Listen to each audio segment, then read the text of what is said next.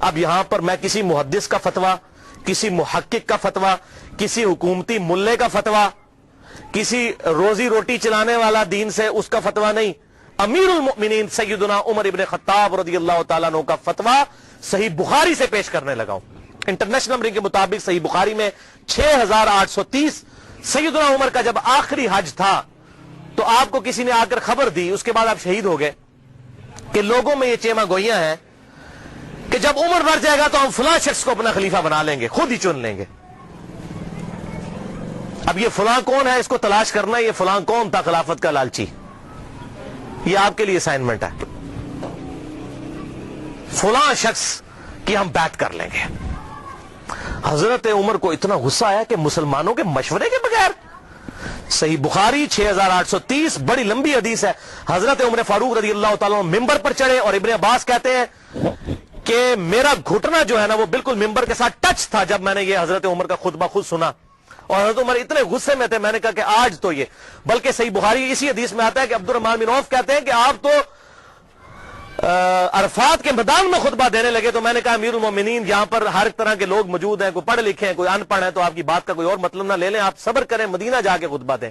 تو مدینہ شریف جا کر پہلا کام حضرت عمر نے خطبہ دیا 6830، بڑی باتیں ارشاد فرمائی، اور پھر اس میں ارشاد فرمایا ورڈ بائی ورڈ، لفظ بائی لفظ حضرت عمر کے الفاظ، صحیح بخاری 6830۔ دیکھو، خیال رکھنا کہ کوئی شخص بھی بغیر مسلمانوں کے مشورے کے اور بغیر اتفاق رائے کے تم پر مسلط نہ ہونے پائے، ورنہ اس کا انجام قتل و غارت ہوگا۔ اور وہ آپ نے دیکھا کتنی قتل و غارت ہوئی، حضرت حسین کو شہید کیا گیا، واقعہ ہررا ہوا، پھر خانہ کعبہ کو جلایا گیا، پیچھے کیا رہ گیا، مکے کی حرمت پامال، مدینے کی حرمت پامال، اہل بیت کی حرمت پامال، اس سے زیادہ کیا کر سکتا تھا؟ اور حضرت عمر نے پہلی پیشن گوئی کی تھی مسلمانوں کے مشورے، تو وہ تلوار کے زور پہ کیا گیا۔ وہ میرا پورا لیکچر سن لیں، صحیح بخاری کے اندر موجود ہے حدیث اور کتابوں کے اندر، کہ تلوار کے زور پر زبردستی بیعت لی گئی اور صحابہ نے مخالفت کی، لیکن نہیں کسی کی سنی گئی، والعیاذ باللہ تعالی۔ یہ تو تھے 3 سیاہ کارنامے۔ اب آخر میں یزید ابن معاویہ کے چمچے جو آج کل دنیا میں موجود ہیں، ظاہر حق اور باطل ہمیشہ رہے گا، وہ 3 جھوٹے دفاع اس کی طرف سے کرتے ہیں۔ اب ان چیزوں کا تو ان کے پاس جواب نہیں ہے نا، تو کہتے ہیں یہ تو ہے ٹھیک ہے لیکن اس کی فضیلتیں بھی آئی ہیں، وہ میں پوسٹ مارٹم کرنے لگا ہوں کس طرح وہ امت کو دھوکہ دیتے ہیں۔ لیکن ایک دفعہ دروشی پڑھ لیجئے، اللہم صلی علی محمد وعلی آل محمد کما صلیت علی ابراہیم وعلی آل ابراہیم انک حمید مجید، اللہم بارک علی محمد وعلی آل محمد کما بارکت علی ابراہیم وعلی آل ابراہیم انک حمید مجید۔ پہلا جھوٹا دفاع، وہ جی قسطنطینیہ، یہ عربی میں قسطنطینیہ ہے، اردو میں ہم قسطنطنیہ کہتے ہیں، اس کی بشارت یزید پر فٹ ہوتی ہے کہ جو پہلا لشکر قسطنطنیہ پہ حملہ کرے گا تو وہ بخشے جائیں گے۔ آج کل اس قسطنطینیہ کا نام ہے استنبول، ترکی کا شہر ہے، ترکی کا استنبول، بعد میں اس کا نام رکھا گیا۔ استنبول کا مطلب ہے اسلام ان بلک، اسلام کا گڑھ۔ تو پہلے یہ کیسر روم، جو رومن امپائر دنیا کی سب سے بڑی امپائر تھی، جو جنگ یرموک میں گھٹنے ٹیک گئی سیدنا عمر کے سامنے، یہ اس کا گڑھ تھا قسطنطینیہ۔ اب وہ حدیث سن لیں کس طریقے سے یہ دھوکہ دیتے ہیں۔ صحیح بخاری میں انٹرنیشنل نمبرنگ کے مطابق 2924 نمبر حدیث ہے کہ آپ صلی اللہ علیہ وسلم نے ارشاد فرمایا، میری امت کا پہلا لشکر جو کیسر روم کے شہر پر جنگ کے لیے جائے گا، اللہ نے ان کی مغفرت کر دی ہے۔ صحیح بخاری 2924، اس میں قسطنطینیہ کا ذکر ہی کہیں موجود نہیں ہے، کیسر روم کا شہر۔ اور حضور صلی اللہ علیہ وسلم کے زمانے میں کیسر روم کا شہر جو تھا حمص تھا۔ اگر اس شہر کو مانا جائے تو ابو عبیدہ ابن جرح حضرت عمر فاروق رضی اللہ تعالیٰ عنہ کے دور میں انہوں نے حمص کے اوپر حملہ کیا تھا، وہ یہ بشارت ان کے لیے ہے۔ یزید کی پیدائش سے بھی 20 سال پہلے کی بات، 15-20 سال پہلے کی۔ لیکن وہ کہتے ہیں نہیں جی حمص پہ حملہ کرنے سے پہلے کیسے روم وہاں سے بھاگ کے قسطنطنیہ میں چلا گیا تھا۔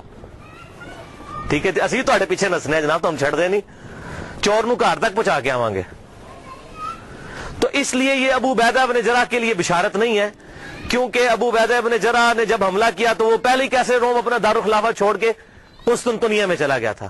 چلو دی for the sake of argument agree. تو اس میں ہے کہ امت کا پہلا لشکر جو قسطنطنیہ پہ حملہ کرے گا. اگر میں آپ کو کہوں کہ انڈیا اور پاکستان کی پہلی جنگ 1997 میں کارگل کی ہوئی ہے تو آپ مان لیں گے؟ نہیں. آپ کہیں گے جناب عقل کے ناخن لیں, 97 میں جنگ ضرور ہوئی تھی لیکن پہلی نہیں تھی. پہلی 1948 میں ہوئی, دوسری 1965 میں ہوئی, تیسری 1971 میں ہوئی, چوتھی کارگل میں ہوئی 1997 میں. اور اگر پاکستان اور انڈیا کی پہلی جنگ کی میں بات کر رہا ہوں تو آپ کو پتا ہوگا اس سے مراد 1948 ہے. 1997 اگر لیں گے تو میں کہوں گا آپ اپنے دماغ کا علاج کروائیں. تو یہاں پر بشارت ہے کہ پہلا لشکر جو حملہ کرے گا قسطنطنیہ کے اوپر, یا قسطنطنیہ ہم اردو میں کہتے ہیں, اس کے لیے ہے یہ بشارت. وہ پہلا لشکر کون سا تھا؟ اب اسی بخاری کی حدیث کے اندر آگے ایک اور حدیث آتی ہے صحیح بخاری کی, میں بعد میں بیان کرتا ہوں. سنن ابی داؤد میں انٹرنیشنل نمبر کے مطابق 2512 نمبر حدیث ہے. ابو عمران تابعی کا بیان ہے کہ ہم قسطنطنیہ پر حملے کے لیے جب گئے اس وقت ہمارے لشکر کے امیر عبد الرحمن بن خالد بن ولید تھے. خالد بن ولید رضی اللہ تعالیٰ عنہ کے بیٹے یہ ہمارے لشکر کے امیر تھے جب ہم نے قسطنطنیہ پر حملہ کیا. اور وہاں پر سیدنا ابو ایوب انصاری بھی ہمارے ساتھ موجود تھے اور انہوں نے ہمیں ایک آیت کی تفسیر بھی سمجھائی. اور پھر سیدنا ابو ایوب انصاری رضی اللہ تعالیٰ عنہ قسطنطنیہ کے حملوں میں شریک ہوتے رہے حتیٰ کہ ایک حملے کے دوران وہ فوت ہو گئے اور وہیں پر دفن ہوئے. تو جس حملے میں حضرت ابو ایوب انصاری فوت ہوئے وہ حملہ پہلا ہوگا, یا جس میں وہ زندہ تھے وہ پہلا ہوگا؟ جس میں زندہ تھے اس لشکر کے امیر تھے عبد الرحمن بن خالد بن ولید. یہ کوئی تاریخ نہیں میں پڑھ رہا ہوں, سنن ابی داؤد 2512. اب بخاری سے وہ لیتے ہیں, حدیث اٹھاتے ہیں اور فٹ کرتے ہیں یزید پہ.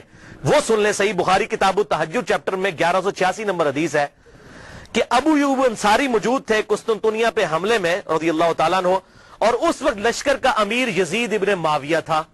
یہ 54 ہجری کی بات ہے کیونکہ اس وقت امیر معاویہ مسلمانوں کے حاکم تھے, انہوں نے اپنے بیٹے کو لشکر کا امیر بنایا. یہ 54 ہجری کا واقعہ ہے. اور اسی حدیث میں موجود ہے ابو ایوب انصاری رضی اللہ تعالیٰ عنہ اسی حملے کے دوران جس میں امیر لشکر یزید تھا فوت ہو گئے. تو جس حملے میں وہ فوت ہوئے وہ لشکر پہلے ہے, یا جس میں وہ زندہ تھے اور حدیثیں بیان کرتے رہے وہ پہلے ہے؟ اور اس میں اس کے بعد کتنے حملے ہوئے؟ یہ بھائی یزید والا لشکر 7واں یا 8واں لشکر تھا, اور وہ جو میں نے پہلے بیان کیا وہ بھی پہلا نہیں تھا, وہ دوسرا تھا.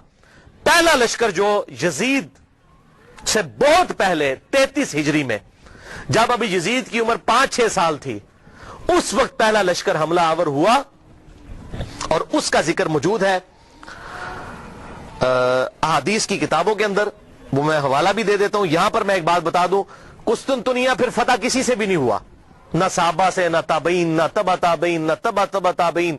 یہ جا کر تقریباً پھر 9ویں صدی کے اندر 800 سال کے بعد سلطان محمد فاتح نے قسطنطنیہ فتح کیا تھا, 900 سال کے بعد.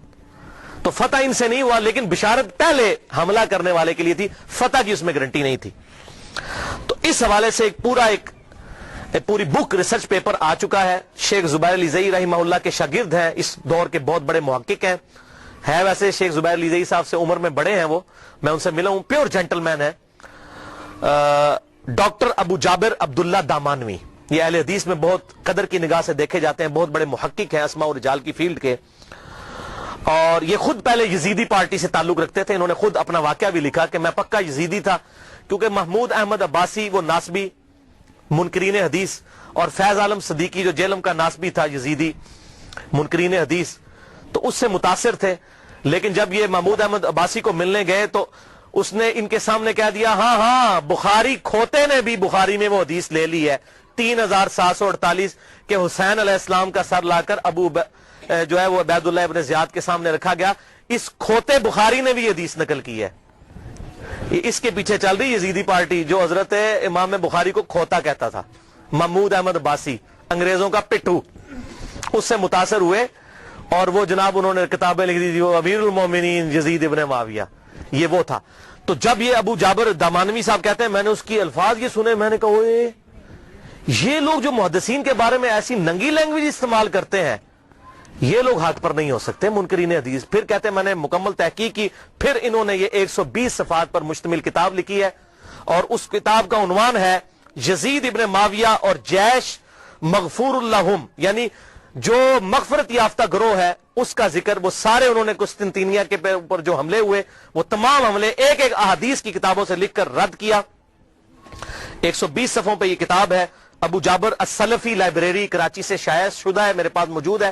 جس کو پی ڈی ایف چاہیے ہو انشاءاللہ میں 1-2 دن میں سکین کروا کر انشاءاللہ اپنے پاس رکھ لوں گا، تو مجھے ای میل کریں mirza_95@yahoo.com، اس پہ میں آپ کو بھیجوں گا۔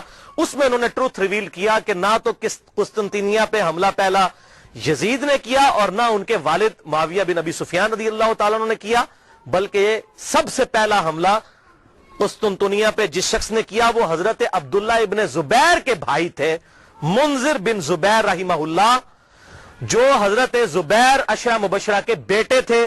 33 ہجری میں انہوں نے یہ حملہ کیا، اور اس کا ذکر مسند امام احمد میں، مصنف عبد الرزاق میں، سنن ابی داؤد میں اور سنن طبرانی میں صحیح سند کے ساتھ موجود ہے۔ وہ ساری احادیث انہوں نے اس کتاب کے اندر جمع کی الحمدللہ۔ لہذا یہ بالکل جھوٹ بولتے ہیں کہ جی وہ بشارت اس پہ فٹ ہوتی ہے، اس پہ فٹ ہی نہیں ہوتی، کسی اعتبار سے فٹ نہیں ہوتی۔ اور یہی وجہ ہے کہ ڈاکٹر ذاکر نائک نے جب فٹ کی، اس سے سوال پوچھا گیا، وہ کہتا ہے جی امام غزالی نے لکھا ہے۔ ویسے آپ کہتے ہیں قرآن اور صحیح حدیث، تو امام غزالی کا کیا لینا دینا قرآن اور صحیح حدیث؟ امام غزالی تو آپ کے نزدیک صوفی ہیں، آپ صوفیوں کو تو ویسے ہی نہیں مانتے، تو صحیح سند سے بات کریں احادیث کی کتابوں میں کیا لکھا ہوا ہے۔ امام غزالی تو تعصب کا شکار ہو چکے تھے، انہوں نے تو یہاں تک لکھا احیاء العلوم میں کہ واقعہ کربلا بیان نہ کرو، بڑی بڑی ہستیوں کے نام بیچ میں آ جائیں گے، واقعہ کربلا بیان کرنا حرام ہے۔ تو اس پہ میں ایک ہی جملہ بولوں گا کہ چور کی داڑھی میں تنکا، اگر ہم اہل سنت اپنے آپ کو صحیح المنہج سمجھتے ہیں تو واقعہ کربلا بیان کریں، اور جو حق ہے وہ بیان کریں۔ حضور صلی اللہ علیہ وسلم تو اس واقعے سے پہلے بیان کر رہے ہیں، اس واقعے کے بعد صحابہ اکرام کو خواب میں آ رہے ہیں اور غمگین ہے، اور آپ کہہ رہے ہیں بیان نہ کریں۔ اور قرآن اور صحیح احادیث کیا کہہ رہی ہیں، امام بخاری کیا کہہ رہے ہیں، امام مسلم کیا کہہ رہے ہیں، امام داؤد کیا کہہ رہے ہیں، حق واضح ہو۔ اب مجھے بتائیے اہل حدیث کا شاید ہی کوئی پلیٹ فارم ہو جس پر یہ حدیث ترمذی کی بیان نہ ہوتی ہو کہ جب حضرت عمر نے حج تمتع پر پابندی لگا دی تھی تو عبداللہ بن عمر نے کہا کہ میرے باپ پہ شریعت تو نازل نہیں ہوئی ہے، تو معاذ اللہ اس کا کیا مطلب ہے کہ ہم حضرت عمر کی توہین کر رہے ہوتے ہیں؟ نہیں۔ اسی طریقے سے اگر محدثین نے حضرت امیر معاویہ رضی اللہ تعالیٰ عنہ کی غلطیوں کا بیان بخاری مسلم میں کر دیا، ترمذی میں، ابو داؤد، نسائی، ابن ماجہ میں، تو ان کا مقصد توہین کرنا نہیں تھا، حق بتانا تھا۔ اور اگر ہم بیان کرتے ہیں تو یہ بھی مقصد یہی ہے، احترام اپنی جگہ رہے گا، لعنت نہیں کریں گے۔ غلطی غلطی ہے، غلطی کو غلطی کہنا یہ حق اور باطل میں تمیز کے لیے ضروری ہے، ورنہ تو یہ دین کا جنازہ نکل جائے گا۔ حضرت آدم علیہ السلام کی اللہ نے 7 دفعہ غلطی بیان کی، کیا ان کی توہین کی؟ نہیں، بلکہ اس لیے ایک سورہ اعراف میں ہے، اے اولاد آدم دیکھنا تمہارے باپ کو جس طرح ورگلا دیا تھا شیطان نے ماں باپ کو، تمہیں ورگلا نہ دے، اس لیے ہم قصہ آدم اور ابلیس بیان کرتے ہیں۔ اسی طریقے سے اگر خلافت کا نظام قائم ہونا ہے اور امام محمد مہدی رضی اللہ تعالیٰ عنہ کی خلافت کو لبیک کہنا ہے مسلمانوں نے، تو اس کے لیے یہ سارے حقائق پتہ ہونے چاہیے۔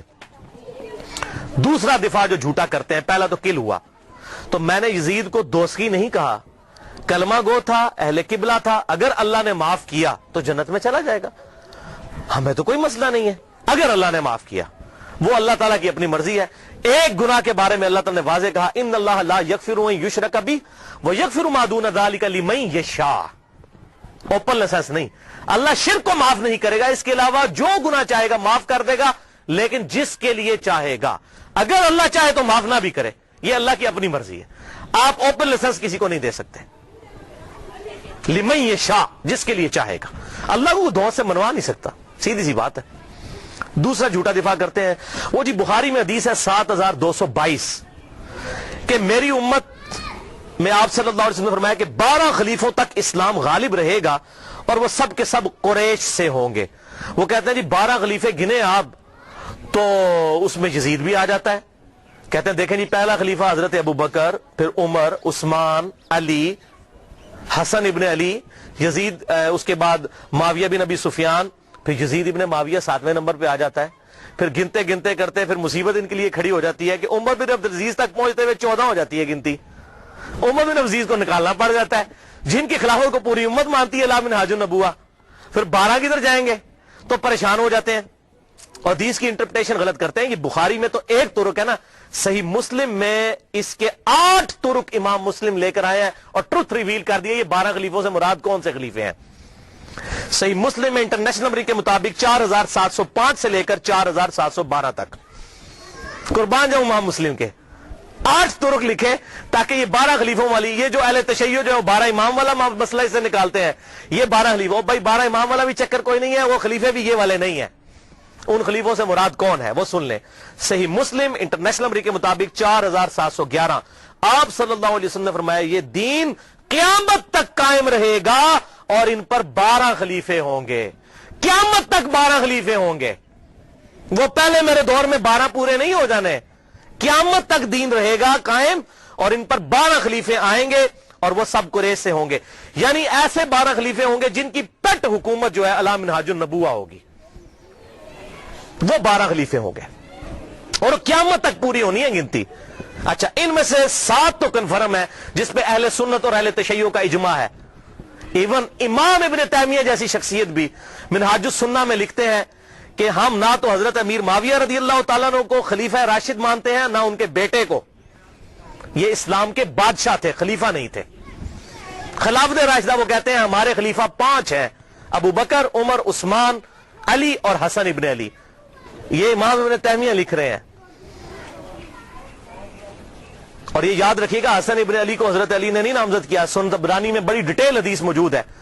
جب ان کی وفات کا وقت قریب آیا, زخم لگنے کے بعد بھی 1 ہفتہ زندہ رہے, انہوں نے کہا میں اپنا خلیفہ کسی کو نامزد نہیں کروں گا. رسول اللہ نے اپنا خلیفہ کسی کو نامزد نہیں کیا تھا, میں بھی نہیں کروں گا, تم خود چنو گے. یہ تو ابن عباس اور باقی صحابہ نے مل کے حضرت حسن کو خلیفہ چنا تھا. لہذا یہ بات یاد رکھیے گا, حضرت حسن ابن علی کو حضرت علی نے اپنا جانشین نہیں بنایا. وہ کیسے بنا سکتے تھے؟ حضور کی تربیت یافتہ تھے الحمدللہ. اور یہ بات میں نے اہل سنت اہل تشیع دونوں علماء سے کنفرم کی ہے. اہل تشیع کے ہاں بھی کوئی روایت نہیں ہے کہ حضرت حسن ابن علی کو حضرت علی نے اپنے بعد خلیفہ نامزد کیا ہو, اور ان کے ہاں بھی یہی بات ملتی ہے جو طبرانی کے اندر موجود ہے. میں امت کے اوپر چھوڑتا ہوں, امت خود سلیکٹ کرے گی اپنا خلیفہ. تلوار کی دھونس پہ نہیں ہو سکتا, میرے ریگارڈ کی وجہ سے نہیں ہو سکتا. بہرحال ان کو تو حضور نے خود ہی کہہ دیا میرا بیٹا سید ہے. یہ صحیح بخاری کے اندر, اس میرے بیٹے حسن کی وجہ سے مسلمانوں کے 2 گروہوں میں صلح ہو جائے گی. ان کو تو حضور خود سید اور سردار کہہ گئے اور کہا اس کی وجہ سے صلح ہوگی, یہ قربانی کرے گا. اور وہی ہوا بعد میں حضرت علی کی شہادت کے 6 مہینے کے بعد.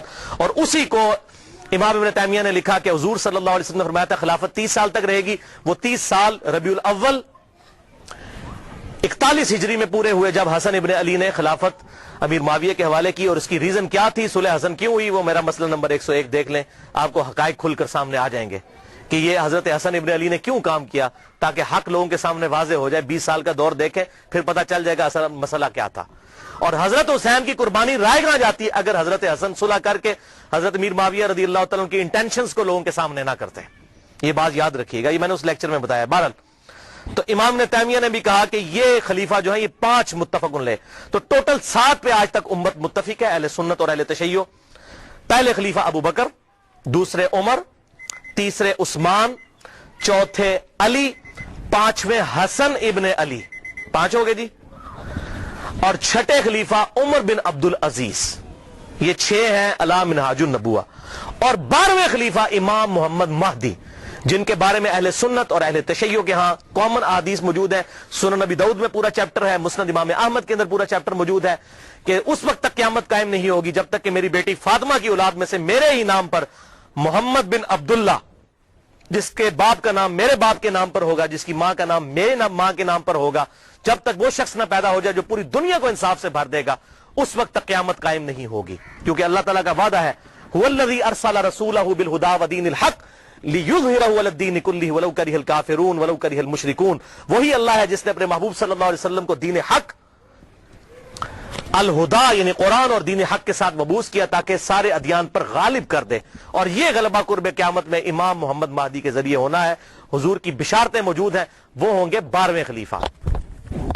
تو 7 کنفرم ہے, اس دوران وقتاً فوقتاً اچھے خلیفہ آئیں گے. تو یہ قیامت تک کا ذکر ہے. لہذا اس حوالے سے جو لوگ ڈیفینڈ کرنے کی کوشش کرتے ہیں, کبھی حضرت معاویہ کو بیچ میں شامل کرتے ہیں, ایسا معاملہ ہے نہیں ہے.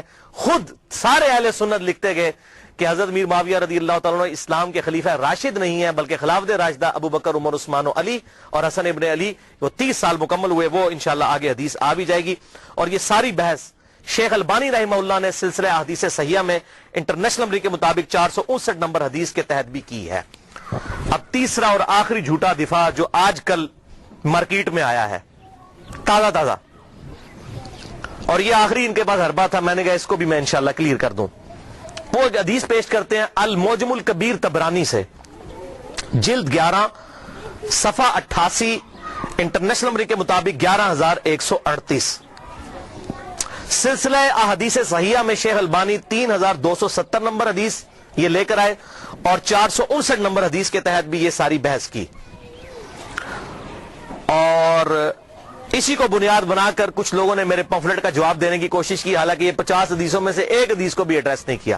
سوال گندم، جواب چنا، اور اس کو لے کر، اور وہ جب 50 حدیثوں کی بات کرتے ہیں کہتے ہیں جی ہمارے پاس ان حدیثوں کے جواب نہیں ہے، اللہ کے سپرد معاملہ۔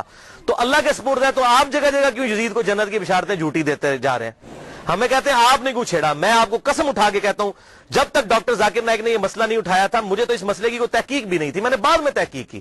مسئلہ انہوں نے اٹھایا، ہم تو جواب دے رہے ہیں، چوتیاں ہمارے سر پہ مارتے ہیں، رونے پہ بھی بوندی ڈالتے ہیں کہ یہ مسئلے کیوں اٹھاتے ہیں؟ مسئلے تو آپ نے اٹھایا، اگر نہ آپ اٹھاتے اور امت کے اجماع کو نہ توڑنے کی کوشش کرتے ہم کبھی بھی جواب نہ دیتے۔ تو یہ طبرانی کا میں نے حوالہ دیا، اور اس سے حدیث پیش کرتے ہیں کہ آپ صلی اللہ علیہ وسلم نے فرمایا، یہ بڑی کھینچ تان کے حسن درجے تک انہوں نے پہنچائی ہے، میں ابھی اس کی تحقیق کروں گا کہ یہ حسن درجے میں پہنچتی بھی ہے کہ نہیں، چلے میں اس کو for the sake of argument تسلیم بھی کر دیتا ہوں، کیونکہ اس میں ابن شہاب آتا ہے اور وہ مدلس ہے، ان سے روایت کر رہا ہے۔ اب یہ ابن شہاب اگر زوری ہے تو پکا مدلس ہے اور یہ روایت ضعیف ہے، اگر کوئی اور ہے پھر اس کو بھی چیک کرنا ہوگا، یہ تدریس۔ بہرحال میں for the sake of argument اس روایت کو صحیح مان لیتا ہوں کہ آپ صلی اللہ علیہ وسلم نے فرمایا کہ امت کے پہلے حصے میں نبوت اور رحمت ہوگی، پھر خلافت اور رحمت ہوگی، پھر بادشاہت اور رحمت ہوگی، پھر امارت اور رحمت ہوگی، پھر تم امارت کے لیے ایسے لڑو گے جیسے گدھے آپس میں لڑتے ہیں، اس وقت تم پر جہاد فرض ہوگا، اور بہترین جہاد یہ ہوگا کہ مسلمان حکومت کی سرحد کے اوپر جا کر کافروں کے خلاف جہاد کیا جائے، مسلمانوں کو قتل نہ کریں آپ۔ یہ حدیث وہ پیش کرتے ہیں، تو بھائی پہلے اس حدیث کو خود پڑھ لیں۔ آپ صلی اللہ علیہ وسلم نے کیا فرمایا؟ نبوت اور رحمت، پھر خلافت اور رحمت، پھر ملوکیت اور رحمت۔ اس کو خلافت نہیں کہا، ملوکیت کہا، بادشاہت۔ تو یہ کہتے ہیں یہ جو ملوکیت اور رحمت ہے نا، اس سے مراد حضرت میر معاویہ رضی اللہ تعالیٰ عنہ ہے، اور امارت اور رحمت اس کو انہوں نے پھر بتایا نہیں کہ پھر اس سے مراد کون ہے۔ اتنی شرم آئی کہ یزید ابن معاویہ کو نہیں کہنا چاہیے، اس کو سکپ ہی کر گئے اس کے اندر۔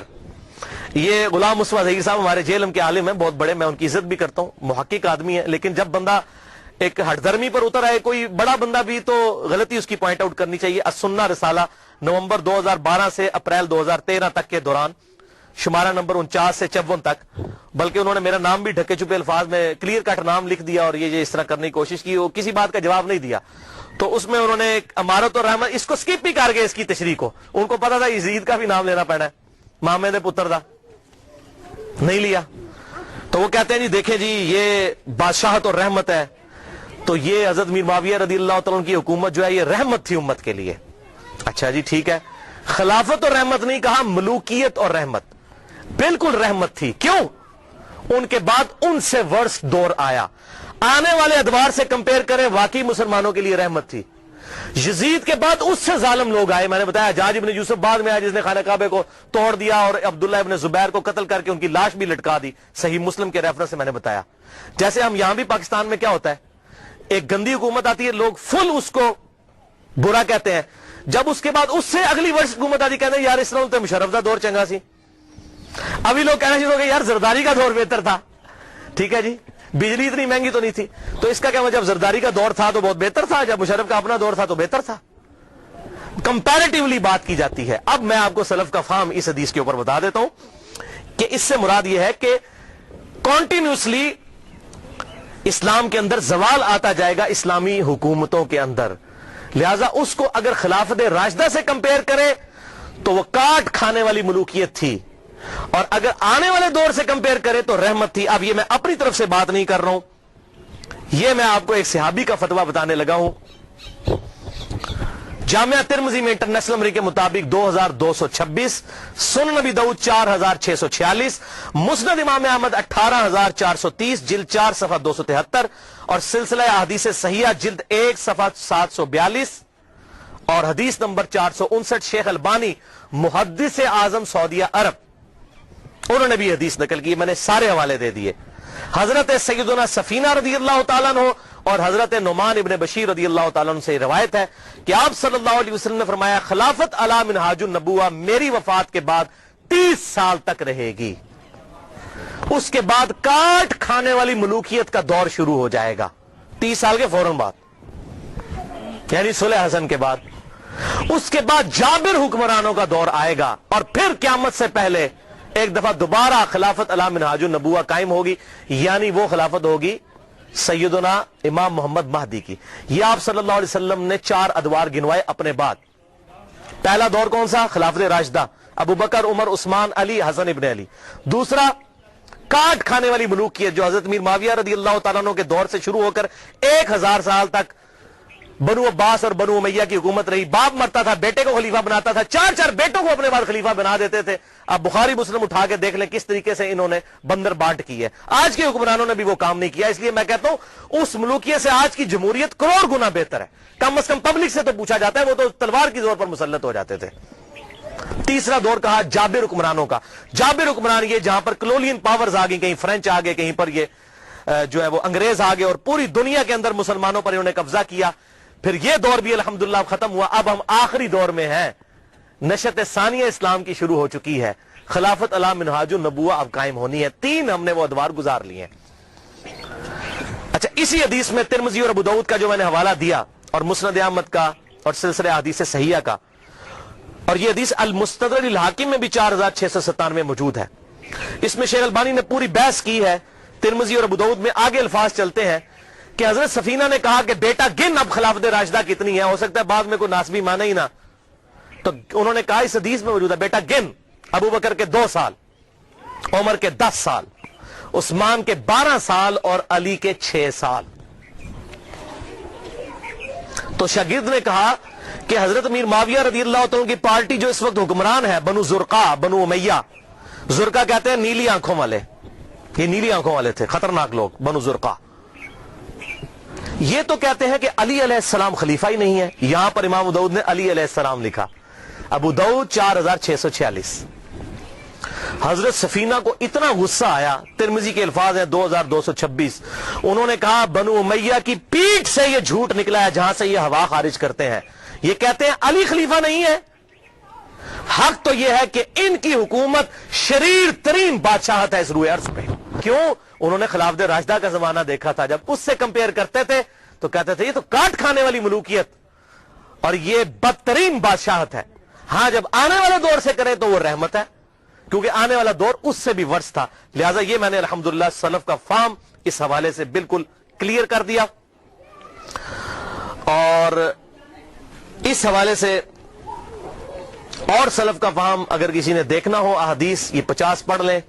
और मेरा लेक्चर 101 नंबर मसला, उसमें अब्दुर्रहमान बिन अबी बकर का फाहम सही बुखारी से, मिक़दाम बिन मादी का फाहम सुन्न नबी दाऊद से, और अम्मार इब्न यासिर का फाहम सही बुखारी से।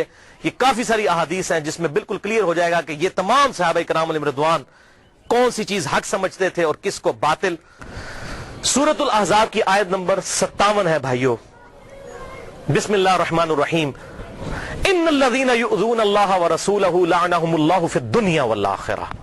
बेशक जो लोग अल्लाह और उसके रसूल को तकलीफ देते हैं, दुनिया की जिंदगी में भी उन पर अल्लाह की लानत और आखिरत की जिंदगी में भी लानत।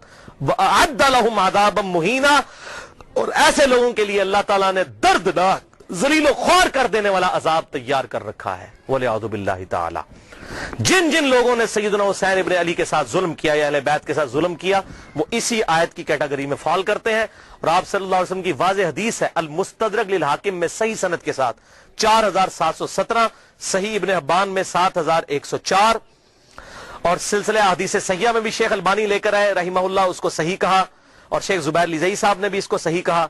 आप सल्लल्लाहु अलैहि वसल्लम ने फरमाया, उस जात की कसम जिसके कब्ज़े कुदरत में मैं मोहम्मद सल्लल्लाहु अलैहि वसल्लम की जान है, जो भी हम अहले बैत के साथ बुग़्ज़ रखेगा, अल्लाह ताला उसे जरूर दोज़ख की आग में दाखिल करेगा। بغض رکھے گا. یہ کہتے ہیں لعنت نہ بھیجو, بغض کی بات ہو رہی ہے, صرف دل میں بغض رکھنے والا دوزخ میں جائے گا.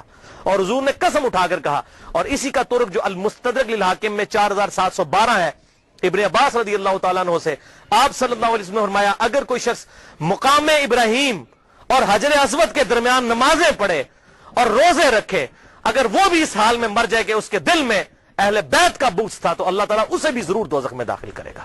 والعیاذ باللہ تعالی. میں اپنی گفتگو کا اینڈ بخاری اور مسلم کے بنیادی راوی امام ابو حنیفہ رحمت اللہ علیہ کے دادا استاد ابراہیم نخعی تابعی المتوفى 96 ہجری کے اس قول پر کرتا ہوں جو صحیح سند کے ساتھ المعجم الکبیر طبرانی میں انٹرنیشنل نمبر کے مطابق 2829 نمبر ہے, جلد 3 صفحہ 112 پر ابراہیم نخعی رحمہ اللہ فرماتے ہیں, کنکلوڈنگ بات ہے, اگر بالفرض میں ان لوگوں میں شامل ہوتا کہ جنہوں نے حسین ابن علی کو قتل کیا تھا, اور قیامت والے دن اللہ تعالیٰ مجھے معاف بھی کر دیتا اور میں جنت میں بھی داخل ہو جاتا, تب بھی میں جنت میں حضور کو اپنی شکل نہ دکھا سکتا کہ حضور کہیں مجھ سے پوچھ ہی نہ لیں کہ تو دنیا میں میرے حسین کے قاتلوں میں شامل تھا. ابراہیم نخعی تابعی بخاری اور مسلم کے بنیادی راوی, الحمدللہ.